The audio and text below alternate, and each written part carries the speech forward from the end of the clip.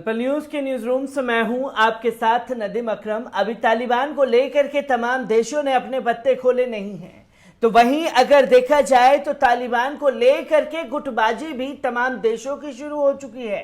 जहां एक तरफ देखा जाए तो अमेरिका और इजराइल का कड़ा रुख तालिबान को लेकर के दिखाई दे रहा है, तो वहीं अगर बात की जाए पाकिस्तान, चीन, रूस और तमाम मुल्कों की, तो गुपचुप तरीके से तालिबान को खुला समर्थन दिया जा रहा है। तो वहीं बात की जाए भारत की, तो भारत, ऑस्ट्रेलिया, ब्रिटेन, तमाम मुल्क जो हैं एक नए तरीके से तालिबान के ऊपर नकेल कसने की तैयारी कर रहे हैं। पर इस बीच तमाम बातों को नजरअंदाज करते हुए तालिबान ने जो कदम अफगानिस्तान में उठाया है उससे हर कोई हैरान रह गया है, क्योंकि अभी कुछ ही दिन पहले ये कहा जा रहा था तालिबान द्वारा कि हम लोग जो है जिसका जो प्रोजेक्ट रुका हुआ है वो उसे आकर के पूरा कर सकता है, हम उसमें कोई अड़ंगा नहीं डालेंगे। और साथ ही साथ खुले शब्दों में ये भी कहा गया कि हम लोग महिलाओं के लिए पूरी सुरक्षा के साथ जो है तैयारियां करेंगे और किसी तरीके की घटना को अंजाम नहीं दिया जाएगा।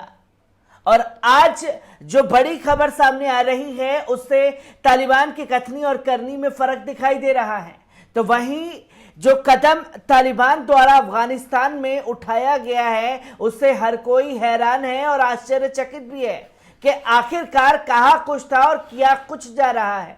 तो वहीं तालिबान के बारे में बता दें कि भारतीय दूतावास जो कि अफगानिस्तान में है उसके ताले तोड़ करके अंदर घुसे हैं और साथ ही साथ ताला तोड़ करके जो जरूरी कागजात थे जो अफगानिस्तान और भारत के बीच संबंध चल रहे थे उस चीज को और उन दस्तावेजों को साथ लेकर के तालिबान के लोग चले गए हैं। और साथ ही साथ जो गाड़ियां भारतीय दूतावास में मौजूद थी उन गाड़ियों को भी साथ लेकर के चले गए हैं। तो वही खबर ये भी आ रही है, तो बख्तरबंद गाड़ियां जो हैं जो हथियार से लैस हैं, 2000 से ज्यादा गाड़ियां जो हैं वो तालिबान के हाथ लगी हैं। और तालिबान के ऊपर नकेल कसने के लिए भारत और ब्रिटेन की सहमति बनी है। इन तमाम चीजों पर आपके साथ में खबर रखने के लिए जुड़ा हूं, जहां सबसे पहले आपको बता दूं कि भारतीय वाणिज्य दूतावासों के ताले तोड़कर तलाशी ले रहे हैं तालिबान लड़ाके। आपको बता दूं कि अंग्रेजी अखबार हिंदुस्तान टाइम्स की खबर के मुताबिक काबुल में राज्य की खुफिया एजेंसी एनडीएस के लिए काम करने वाले अफगानों की तलाश में घर घर जाकर तलाशी ले रहे हैं। वहीं जलालाबाद और काबुल के वाणिज्य दूतावासों में क्या हो रहा है इसकी जानकारी उपलब्ध नहीं है। रिपोर्ट्स के मुताबिक हक्कानी नेटवर्क के करीब 6000 लड़ाकों ने राजधानी काबुल को कब्जे में ले लिया है। इसको नेतृत्व अनस हक्कानी कर रहे हैं जो हक्कानी समूह के प्रमुख सिराजुद्दीन हक्कानी के भाई हैं। अनस हक्कानी ने अफगानिस्तान के पूर्व राष्ट्रपति हामिद करजई और HCRS के प्रमुख अब्दुल्ला से मुलाकात की है। इससे यह भी पता चलता है कि करजई और अब्दुल्ला की गतिविधियों पर तालिबान का प्रतिबंध नियंत्रण है। तो करजई और अब्दुल्ला से इस बात पर बातचीत चल रही है कि वो तालिबान के नेता मुल्ला अब्दुल गनी बरादर को राष्ट्रपति निवास में एक कार्यक्रम के दौरान औपचारिक रूप से सत्ता सौंप दें। बताया जा रहा है कि सिराजुद्दीन हक्कानी क्वेटा से निर्देश जारी कर रहे हैं। तो वहीं अंग्रेजी अखबार के द्वारा यह भी बताया गया कि अफगानिस्तान में तालिबान ने बुधवार को कंधार और हेरात में स्थित बंद भारतीय वाणिज्यिक दूतावासों की तलाशी ली है। तालिबान के चरमपंथी दूतावासों में लगे ताले तोड़कर अंदर घुस गए। कंधार दूतावासों में दस्तावेजों के लिए अलमारियां खंगाली गईं और दोनों दूतावासों में खड़ी गाड़ियों को साथ लेकर के चले गए हैं।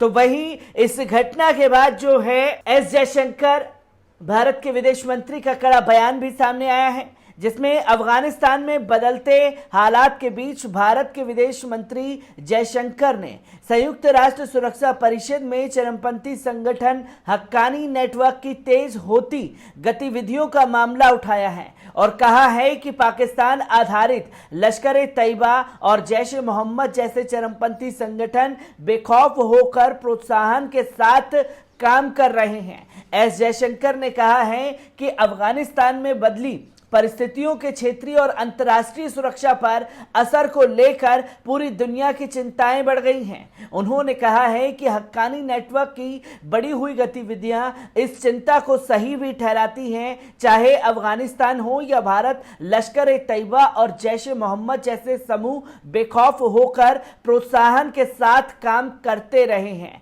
एस जयशंकर चरमपंथी गतिविधियों में अंतर्राष्ट्रीय शांति और सुरक्षा को खतरा विशेष संयुक्त सुरक्षा परिषद को संबोधित कर रहा है। तो वहीं आपको बता दें कि एस जयशंकर द्वारा अफगानिस्तान के मुद्दे को लेकर भारत और ब्रिटेन के विदेश मंत्रियों के बीच सहमति बन गई है। भारत के विदेश मंत्री एस जयशंकर तथा ब्रिटेन के विदेश मंत्री डोमिनिक रॉब ने अफगानिस्तान की संयुक्त सुरक्षा चुनौतियों से मुकाबले के लिए आपस से सहमति की है। भारत के विदेश मंत्री एस जयशंकर ने संयुक्त सुरक्षा परिषद को संबोधित करते हुए कहा है कि आतंकवाद के प्रति जीरो टॉलरेंस की नीति अपनानी होगी और इस बारे में कोई दोहरा मापदंड नहीं होना चाहिए। उन्होंने कहा कि आतंकवाद का समर्थन करने वाले देशों की भूमिका को भी देखना होगा।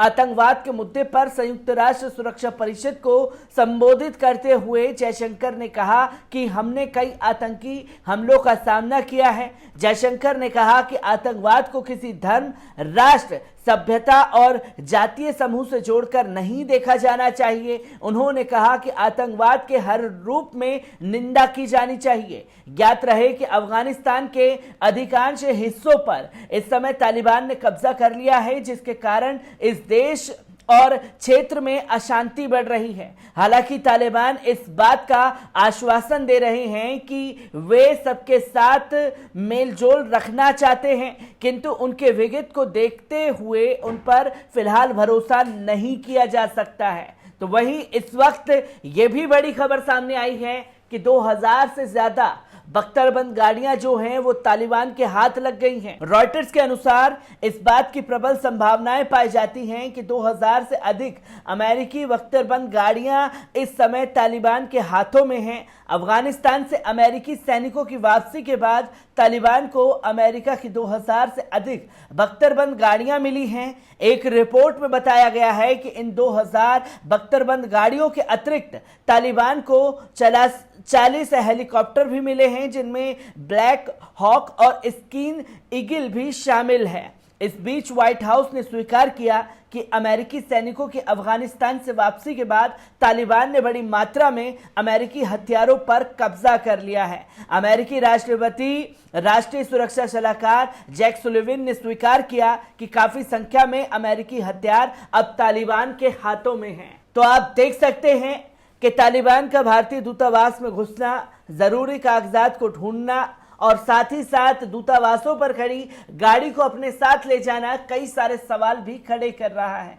तो वहीं ब्रिटेन और भारत की सहमति भी तालिबान को लेकर के लगभग बन चुकी है, पर अब देखने वाली बात यह होगी कि तालिबान तमाम चीजों के लिए किस तरीके से तैयार है, क्योंकि हथियार के जोर पर आई सरकार बनाना तो आसान है, पर उसे तमाम मुल्क मान्यता देंगे या नहीं देंगे ये भी आने वाला वक्त तय करेगा। पर इस बीच जो खबरें तालिबान को लेकर के सामने आई हैं, तो अंधभक्त इस बात पर ज्यादा जोर दे रहे हैं कि तालिबान जीता नहीं है, तालिबान को सत्ता सौंपी गई है अमेरिका द्वारा।